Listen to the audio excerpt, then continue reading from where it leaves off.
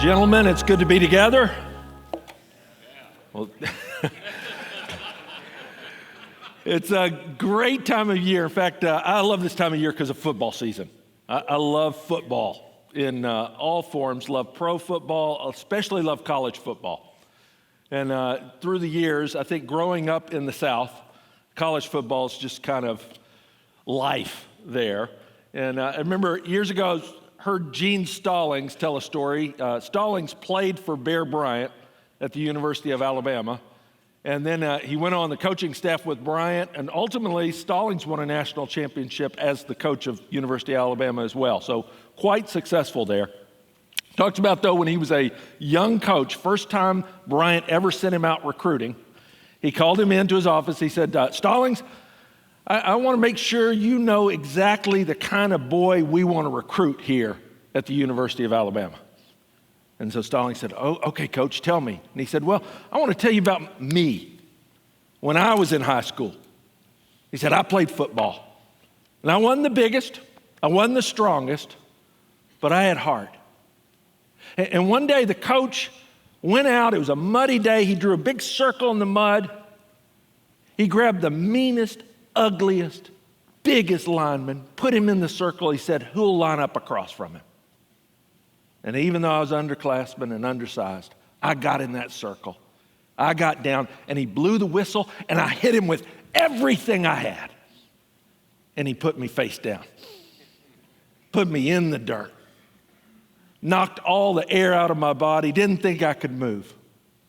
But you know what I did, Stallings? I got up. I got up, and I got back in the circle, and I said, let's do it again. The coach shook his head, blew the whistle, and this time I launched with everything in my body. And I hit him hard, and he put me face down in the mud. In fact, the mud was coming up through my face mask. But you know what I did, Stallings? I didn't stay down. I got back up, I wiped the mud off, I lined back up, and I said, let's do it again. Until finally the coach looked at me and said, that's enough, Bryant. And he said, now, Stallings, do you have a picture of the young man we want at the University of Alabama? And he goes, I think I do, Coach. He said, what do we want here? He goes, we want players like you. We want players who have heart. We want players that no matter how many times they get knocked down, they get back up again. And Bryant looked at me and he goes, no, Stallings, I want you to go get a bunch of those big, ugly boys that put you down no matter how much heart you have. And if you followed the University of Alabama, they got a bunch of big, ugly boys, no offense, that can put you down. You know, we're in this part of BetterMan that in reality, a lot of ways you're going to feel like you got in the circle and you got to line up against one of the hardest opponents you'll ever face. And I'll be honest, as I've done this in my life, it's put me down a few times. We're talking about when a man really deals with what does it mean to be a man, especially maybe some of the unfinished business of your past. If you look in your notes there, you know, we've been looking back, and just to summarize the elements we talked about last week, the elements that shape our manhood today. We talked about the challenges of the modern world. The first challenge, that there's a loss of common manhood vision. Can manhood be defined? And if we can't define it, you can't ever become what you can't define. I think that is probably what is frustrating men the most today, is the definition of manhood itself is changing so quickly and so rapidly, and even things that are claimed today won't be claimed tomorrow. And anytime you're trying to hit a moving target, it is a recipe for frustration. That's why we are committed here. We will define it. We're willing to stake some territory and go, this is what it looks like. Secondly, we talked about the weightless manhood, the plague unleashed by absent dads and fatherless homes. That when you don't have a father in your life, when dad's not there, that weight, that ballast that gives strength to a life is missing. We talked about the radically changing social landscape. merging sex roles, a decline in marriage. We are in a time of social change unlike any other in the last 5,000 years. I mean, how rapidly it is changing.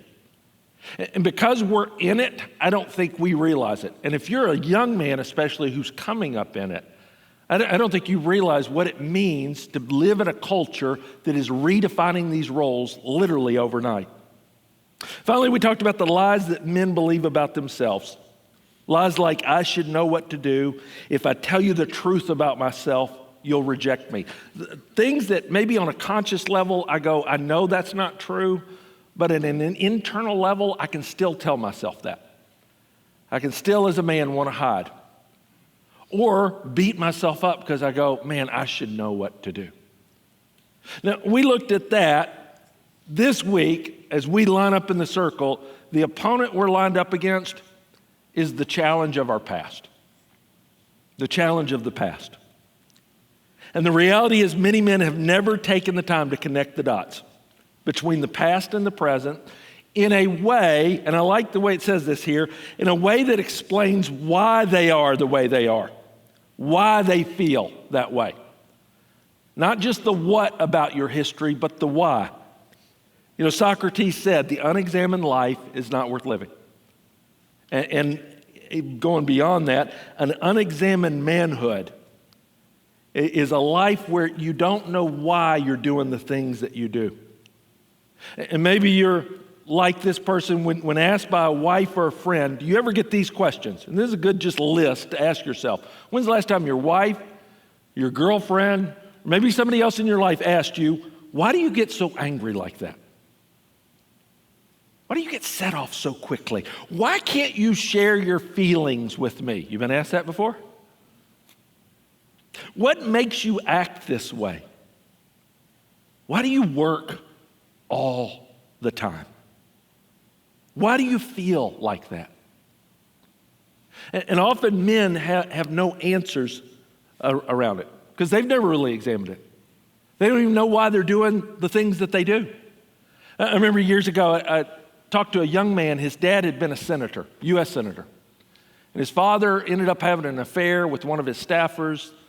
The marriage broke up, and this young man grew up in that. And he struggled because he admired his dad and the success of it, but literally looked me in the eye and he goes, man, I'm never going to do that. And he went into politics himself, became a state senator. And it was just a few years later, his wife's sitting in my office and she's crying because he had had an affair with the staffer. And there's part of me, I just wanted to go grab him. He wouldn't return phone calls at that point. I just wanted to grab him and go, why are you doing the very thing you said you hated? Why are you repeating the script? And the reality is, he probably doesn't know why. He probably has never connected the dots enough to realize the wounds that keep repeating themselves. You ever found yourself there? That things maybe you growing up, things that point in your life you go, I'll never do that. And you find yourself struggling with it. That's why it's so important to do this. That's why when you minimize or you ignore the past, it undermines our present. And this session and this section of BetterMan, it's why it's so important if you, as we are prone to do as men, minimize. We very quickly just kind of go, oh, it's not that big a deal. Oh, yeah, I had some stuff back there. And we minimize it or we just completely ignore it, not realizing it's still impacting us today. Not realizing it's creating blind spots in our lives. Not realizing it's impacting the people around us today. That's the most important part. A lot of times I'll talk to a guy and they'll say this line, I can live with it, Tim. I can live with it. Yeah, I had that stuff. I can live with it. And I go, yeah, you probably can. But can the people around you live with it? Can they live with what you're doing as a result of it? And so that's why it's important. And we're going to take a little time today to just walk through story, because everybody has a story. And I'm going to walk through my story with you because I can't ask you to do what I'm not willing to do. And in teaching material like this over the years, This is a difficult part in ways, but it's a freeing part in it. Tell you a little bit about my story growing up, my family. My father, Steve Lundy, was the second youngest of 11 children. He grew up in Los Angeles. His father was brilliant, but he was a raging alcoholic. And when he would go on these benders of just drinking, he was just so angry that everybody would scatter out of the house. My father and his brother right above him, a lot of times they would just get out of the house for days just to be away from it. Several years ago, I was able to fly out to Los Angeles, and my uncle took us around and showed us different places where they lived. One thing they showed us in the harbor, there was this boat right by a banana factory there, and the boat had sunk in the harbor, and just one end of it was still up out of the water. And he talked about it as teenagers, when they needed to just get away, they would go and just swim out to that boat and stay up in that room out of the water. My father didn't really like school a lot, but he did gymnastics. He had a dream of doing Olympics one day, but while in high school, coming off the rings, came down, busted his knee. Gymnastics career was pretty much over, and for him, school was over. Went into the Marines, was stationed in Memphis, Tennessee. While at a church service one night, he started making fun of the girl in front of him because he didn't think her accent could be real. No one talked like that. They started dating. That was my mother. They got married. And out of that, he never finished college. They lived in Memphis, had 3 boys pretty quickly, and then had a daughter. I was the third son, and then had a younger sister. Father installed and serviced elevators. So I remember as a kid, he would take us to these buildings downtown, and we'd be up on top of the buildings and see the different parts. I thought it was the coolest job ever. He loved us. In many ways, it's one of the things I hold on to is how much he loved us. But he had issues. He struggled. Struggled with his sexuality, struggled with affairs, struggled with homosexuality. And so we're growing up in a conservative Christian church, and he has these struggles, led to anxiety, to the point when I was 3 years old, he had a complete nervous breakdown. Checked into a mental hospital, did electroshock therapy.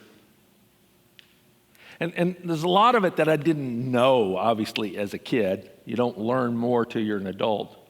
And even in learning it, there's a certain level of shame you can feel around all of it.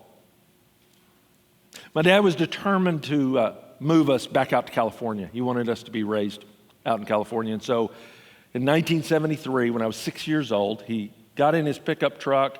He was driving out to California to start a job, find a house for us. And I remember him taking off that August morning. And on the way, he had a single car accident. Ran into a tree, went down a hillside, and was killed. I still remember my mom getting the phone call. We were at some friend's house at a going away dinner.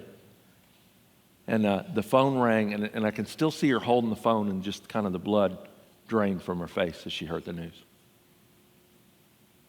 The casket was a closed casket at the funeral, and because it was a pretty gruesome wreck. And there was never real closure.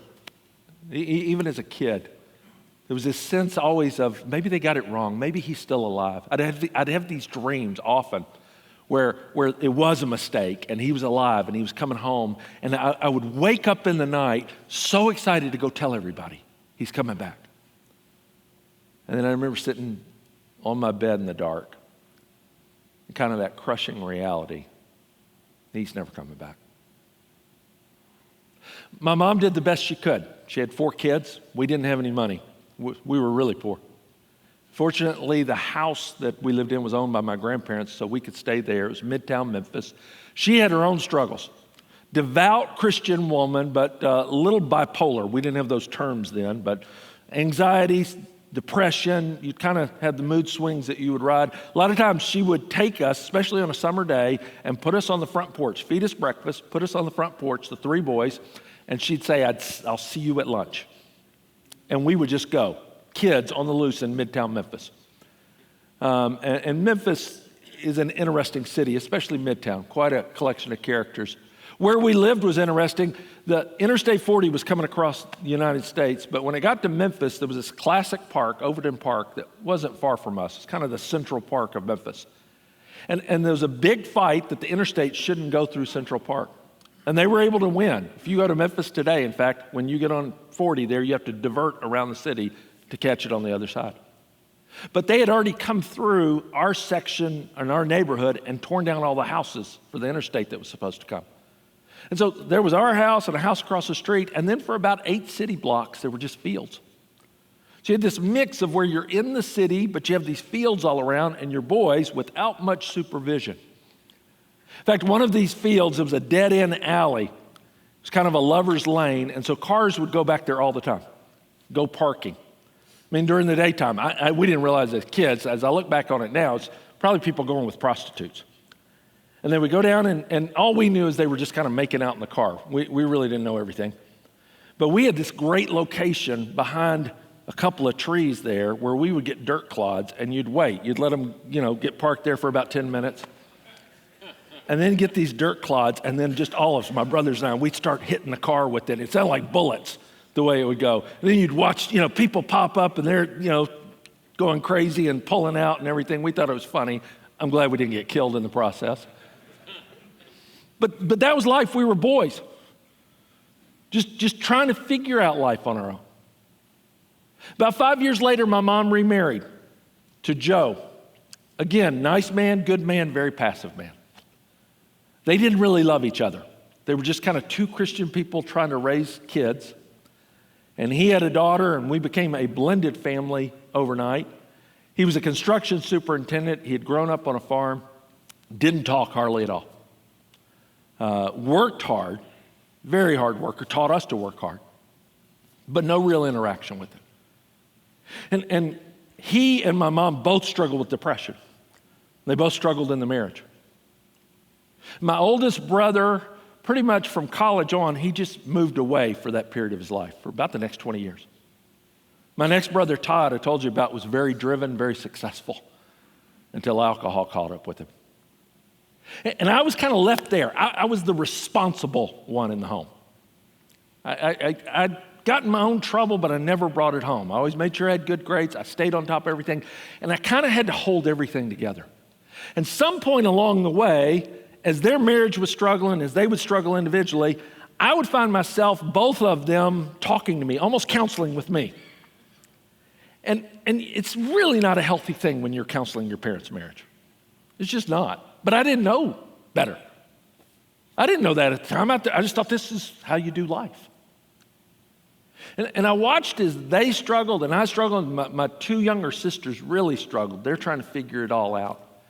And it was this weird mix of a very conservative family in one way. We went to church Sunday morning, Sunday night. I grew up in a Christian school, knew the Bible back and forth. But then you had this other weird mix of just trying to figure out dysfunction and some mental health issues and depression and all that goes with that. And along the way, you know what I kept telling myself? You have to look out for you. You take care of you. I didn't realize it as much until I got married. When I married my wife, she's the oldest of 5 children. She had siblings that were all the way down to almost elementary school.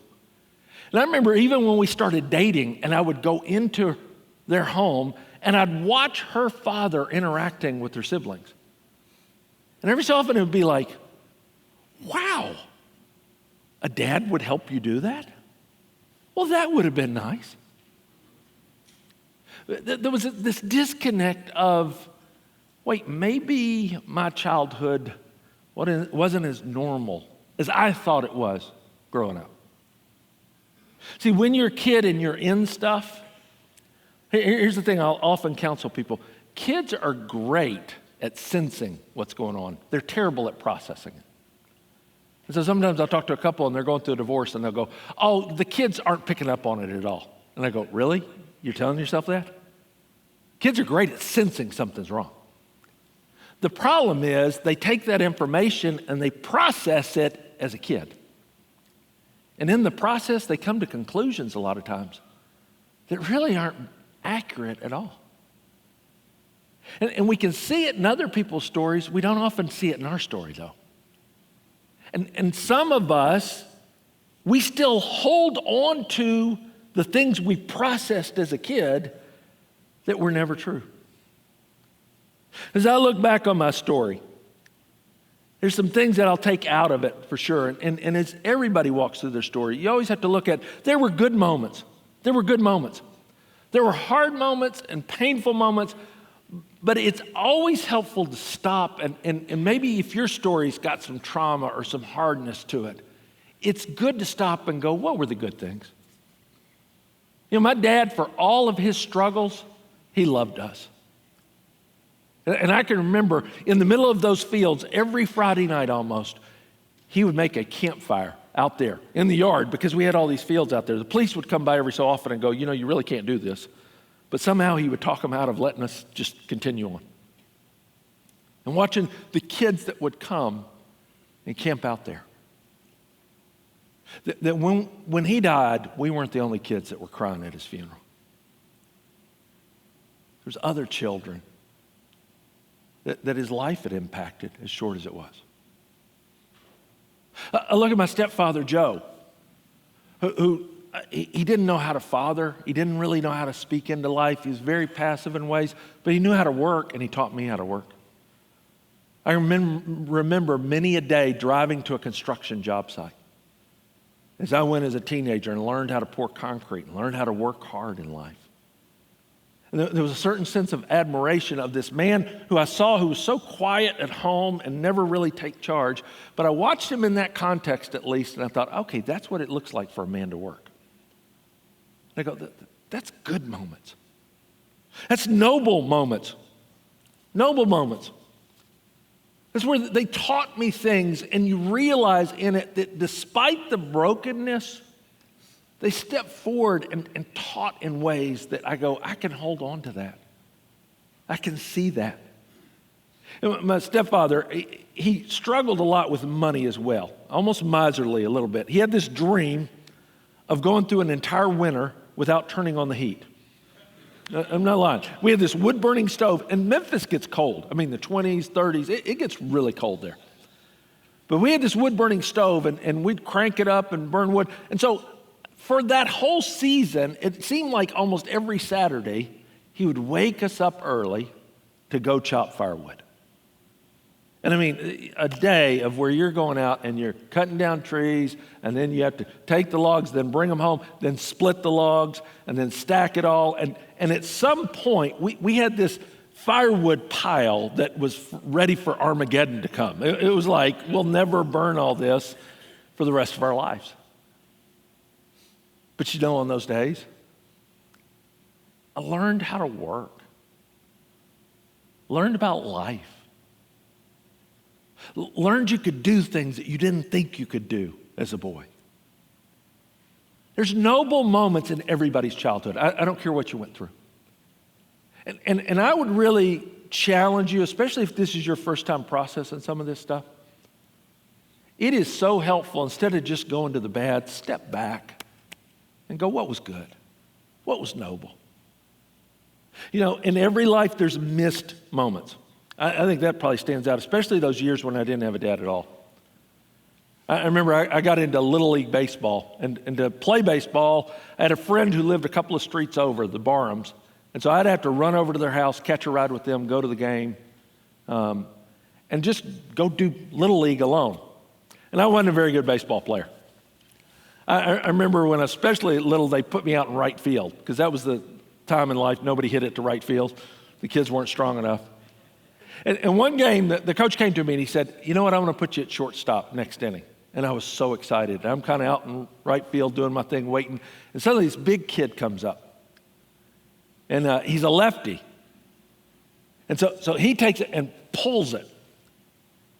And this line drive just comes screaming right at me. And, you know, I haven't seen a ball in the field the whole season.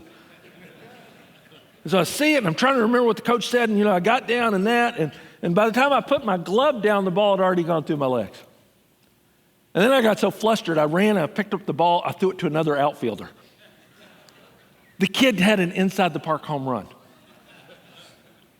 And I remember walking in, and you know, the rest of the team, they're disgusted. I'm going into the dugout, And the coach just looked at me and he said, yeah, let's not think about infield.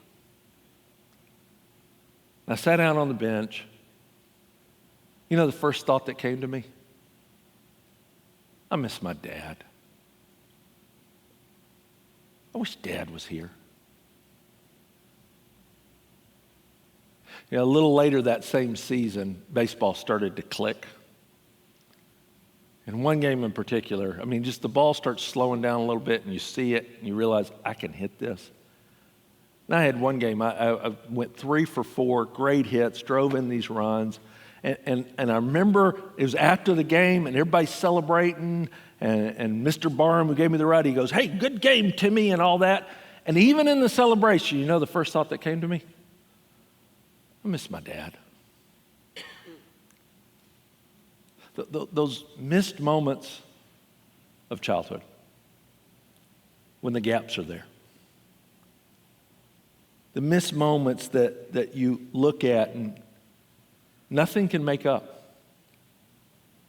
The moments throughout my teenage years where my stepfather, when they got married, he didn't value sports at all. And so he just made me quit baseball immediately. And then he damaged his ears on a job site, but they thought it was psychosomatic, so he couldn't be around noise. And so suddenly he wasn't around as much. I remember my wedding day when he didn't come because he thought the noise would be too much. And the sad part about it, by that point in my life, I really didn't expect it anymore. I just didn't think he'd be there. Because when you pile up enough missed moments, you have to tell yourself something. Hurtful moments. All of us have them. When you sit at your father's funeral, I don't care what your age, it's a hurtful moment.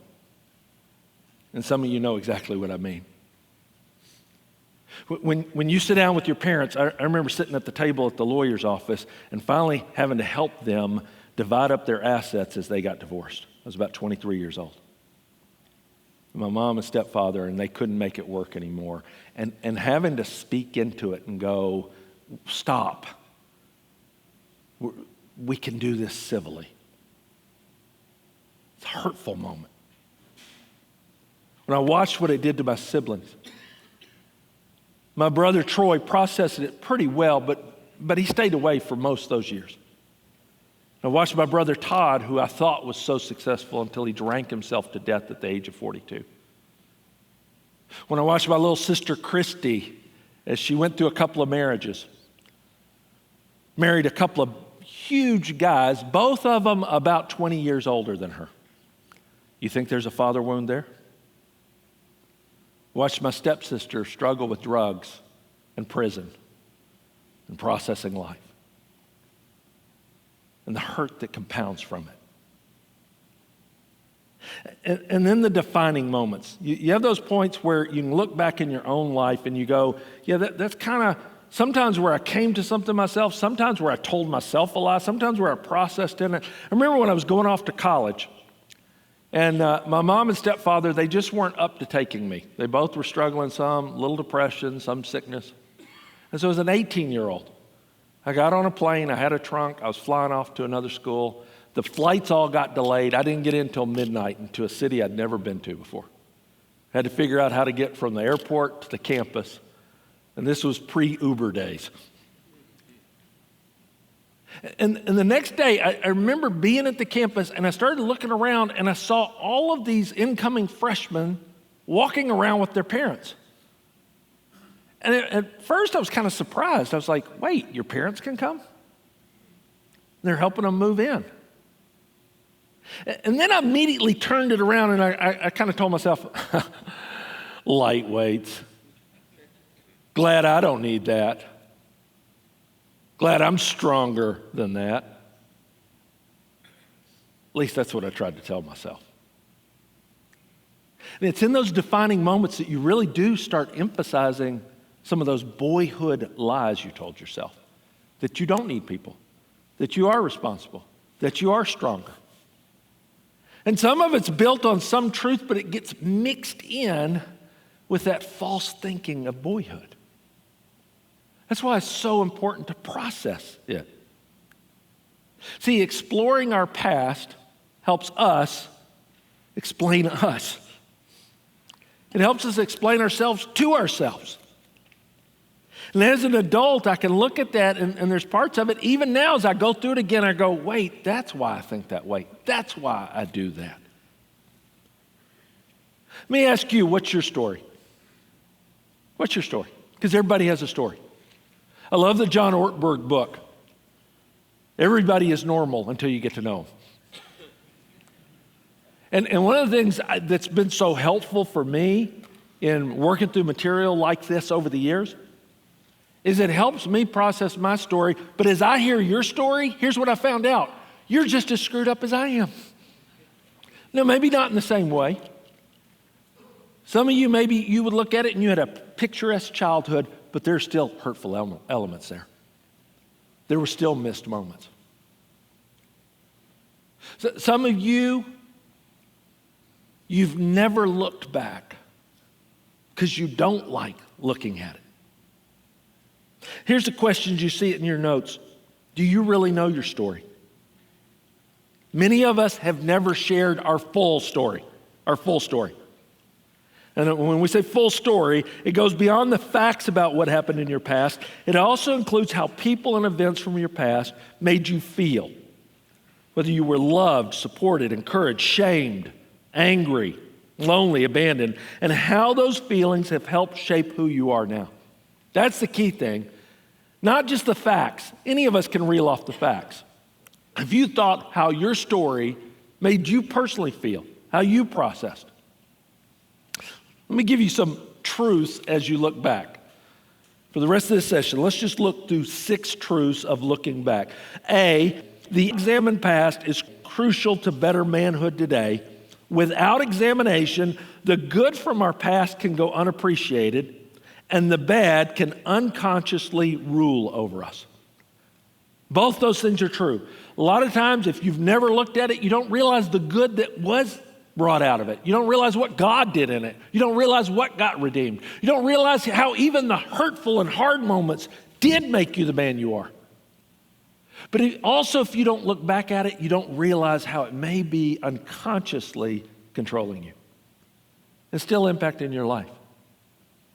You know, years ago, I went to a leadership training. It was like 3 days of leadership training, and the middle day of it was spent with a counselor all day. And I really didn't want to do the counselor. I kind of told myself, I don't really need that. And he made me walk through my story, and as I was walking through it, he kept commenting on, several traumatic events, things that had happened in it, and how casually I would talk through it. He's like, wow, that was, man, that's pretty hard. And I kind of would diminish it. Oh, yeah, it's okay. It's all right. And at some point toward the end of the day, he goes, have you really ever dealt with some of this stuff? And I said to him, well, yeah, but it made me stronger. I wouldn't be the man I am today. And I was already a pastor at that point, so I kind of tried to use a lot of God language around it. God has been so good through it, and God is redeemed, all of which is true. And he agreed, yes, that's absolutely true. But it's impacted you. And then he said this, he said, how old's your son? And at that point, my son Drew was about 5 years old. He said, what if I told you, starting today, Drew was going to live your childhood? And man, something in me, it's almost primal, just immediately went, no. And he goes, why the response?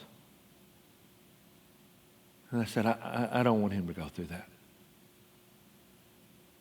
And he kind of smiled at me. He said, it's probably worse than you want to admit to yourself, isn't it? It was a good moment to just step back and go, yeah, it's okay to admit it hurt. And in a lot of ways, I'm not stronger. There's places where I'm weak. places where my thinking isn't straight. And it's okay. It's okay to admit that and to recognize it and to grow in it. And to realize, yes, God has redeemed it, and He's still redeeming it. And part of that process is facing it as a man. Point B, when a boy fails to connect with his dad, demons of one kind or another often fill the void. When a boy fails to connect with dad in particular, and we're going to really talk about this, of what happens in a life when you don't have dad there. If maybe you're like me, you grew up when dad either died or you went through divorce. Or sometimes even harder, dad came home every day, but he wasn't there. And you had just as many missed moments, and it almost creates more trauma because it's missed moments even though he was in your life. And you tell yourself, well, he was always home, so am I allowed to even feel that way? And the problem is if you don't deal with it, if you don't face that, the missed moments, you don't connect the dots with how it's impacting you now. You know, after we got married, it wasn't long after we got married, Lee and I went to the movies. It was a Robin Williams movie, Hook. And it was kind of a take on Peter Pan, and he was Peter Pan, but he had grown up and forgotten that he was Peter Pan. And now he's just this workaholic dad. And Dustin Hoffman plays Hook. He comes and he kidnaps Peter's children, takes them to Neverland. And Peter has to go there and discover who he is again, but also to rescue his children. And there's one scene in the movie where Hook has set up this baseball game for Peter's son, because Peter never showed up to his son's games. And Hook sets it up a way so that Peter's son has the winning hit, and all the pirates that are there, everybody's cheering for him. And as the boy comes around, Hook kind of comes and he whispers to him, "Your dad was never there, but I'll be there for you." And later in the movie, when Peter finally discovers who he is, he steps forward and he claims his son. That's my son. And even though it's this kid's movie, as I'm watching it, there's part of me, I'm thinking about all the missed baseball games.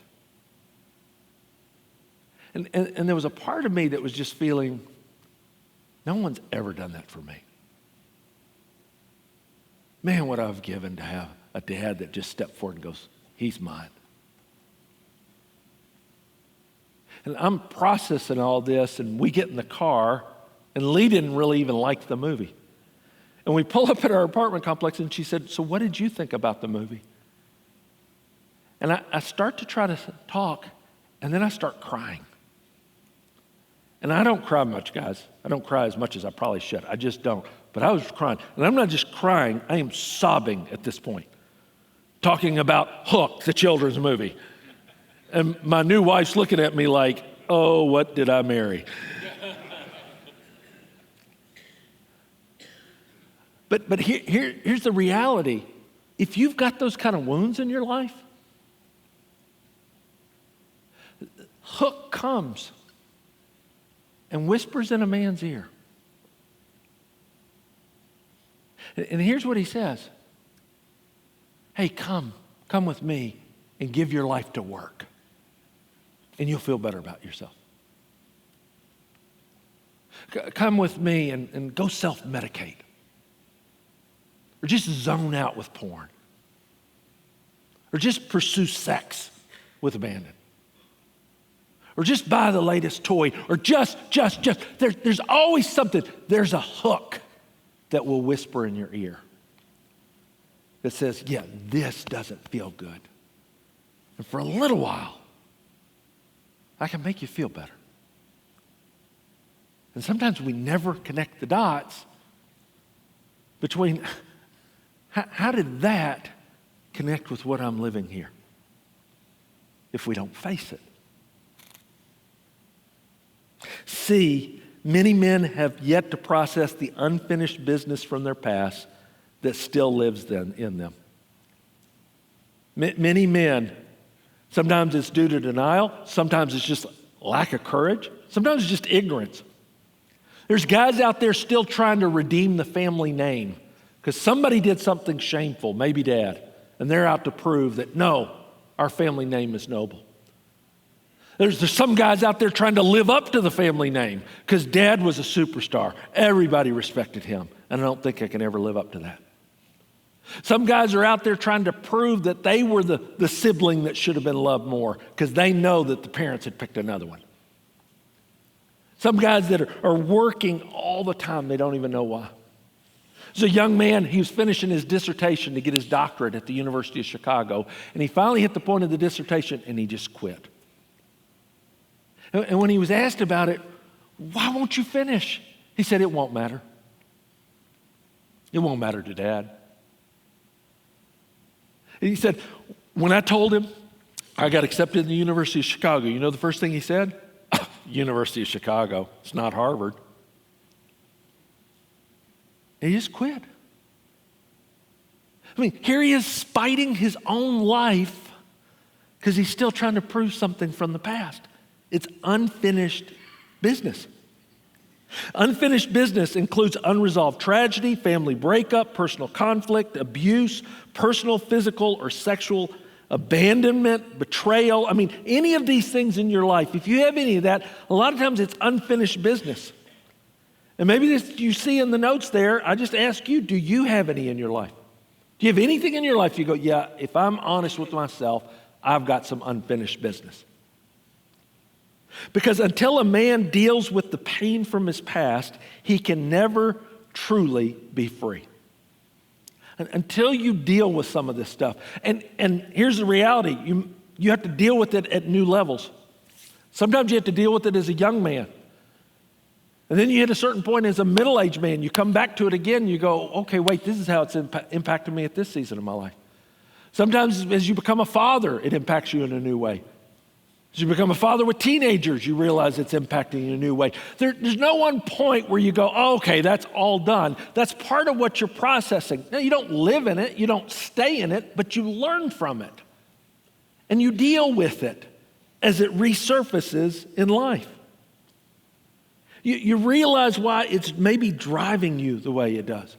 There's a guy who's almost 70 years old and he was still working 80 hours a week. Had more money than you could spend. And when he was asked about it, why do you keep working like that? He said, you know, I was raised in a single wide trailer. White trash. And every day I get up and I am running as hard as I can from that trailer with everything in me. I mean, here he is at 70. And the memories of that are driving him today. Guys, I love it when a man has a vision and it propels him forward. That's what you want in life. But you know what you don't want? You don't want something that's driving you from the past because you didn't deal with it. That's unfinished business. What negative messages do you hear in your head? What do you hear when you wake up? What do you hear when you walk into the office? What do you hear when you fail? What's the first thing that you hear? You know what? I bet it's a message that you took somewhere in the past and you processed as a boy, but you still tell yourself as a man. Who or what from the past do you need to come to grips with? Maybe it's a person. Maybe for some it's dad, some it's mom. Some it's a friend, some it's a sibling. Who do you need to come to grips with? And as you do that, I cannot emphasize this next point enough. You cannot effectively address the past or its impact in the present without the help of a few trusted friends. There is no such thing as the self-made man. You can be a self-made success. You can be wealthy because you're self-made. But as a man, you'll never be a man self-made. You have to have friends. You have to, and let me say explicitly, you have to have other men. Other men who speak into your life. Proverbs 17, as iron sharpens iron, so one man sharpens another. You have to have the iron of another man. You have to have strength on strength. You have to have somebody, because when iron sharpens iron, sometimes it's a pretty harsh process. But it makes both the better from it. That's why we do groups here. That's why we interact the way we do here. That's why we invite men to speak into each other's lives here, because we want you to be better for it. And there comes a certain point in a man's life, you will never get better with just women speaking into your life. You'll never get better if the only person you process with is your spouse. She has a wonderful role in your life. She has a wonderful voice in your life, but you need some iron in your life. And as I look through my life, I'm telling you the thing I'm thankful for. I have a list of men who were iron in my life. And go back to a grandfather. When I was a little boy, when my dad died, my grandfather owned a junkyard. And he'd come get us and take us to the junkyard. And he's not what you would call a real biblical man in a lot of ways, but he was iron in my life. I think about in high school, my band director. He was probably the coolest teacher on campus, which isn't usually true about the band director. But he had been an athlete. He was just one of those kind of multi-gifted guys, just awesome guy. I loved being around him. I remember at the end of my junior year, we're standing at the awards ceremony, and he was about to go up because he had to give the Band Member of the Year award. And kind of we're talking there, and I said, hey, who are you giving it to? He said, oh, I'm giving it to Jennifer. I said, yeah, that makes sense. She's a good musician. I really wasn't that great a musician. And he looked at me, he goes, I struggled this year. I said, why? He said, well, we're supposed to give it to seniors, but I almost gave it to you. And I laughed, I said, me? I said, why would you give it to me? Mr. Eady, I'm not a very good musician, you know that. And he shook his head and he goes, you don't get it, do you? You're my leader. He said, I got a band full of musicians. I don't have many leaders. Don't ever forget it. And he walked away. I can hear him saying that today. Because I'm telling you, as a young man in a sea of manhood confusion, it was a lifeline. I can't tell you what those words meant. And the reality is, I still need lifelines. You need lifelines. And you need it from a man. You know why it spoke so much? He was iron, and he was speaking into my life. And you know what he recognized? He's iron, and he looked at me and he says, you're not clay, you're iron. And iron sharpen iron. If you don't have those voices in your life, this is the place to make them. Man, when you sit in your group, you sit around your table, you talk to the other guys, the reason we do the questions, the reason we process here is there's more power in those moments as men finally open up and go, here's my life, here's me, and you have another man speak, and you realize the power of iron speaking into iron.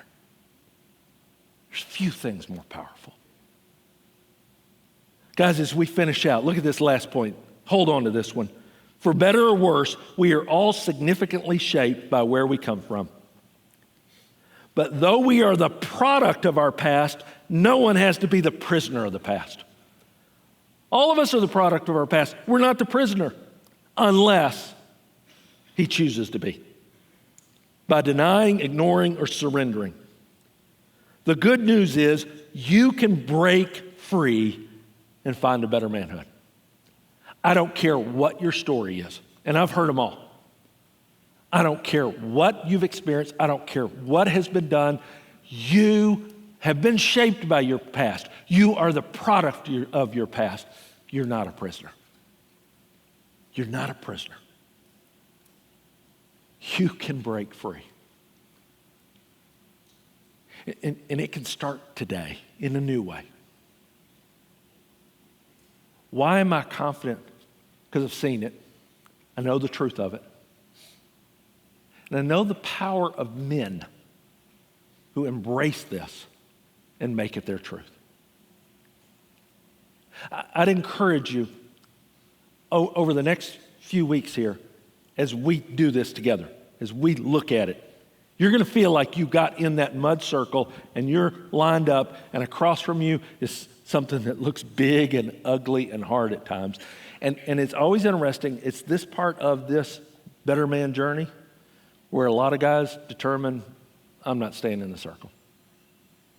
I'm going to bail. I challenge you. Stay in with me. Stay in together. Let's experience together what truth can do in a man's life. What God can do in a man's life as we make this commitment.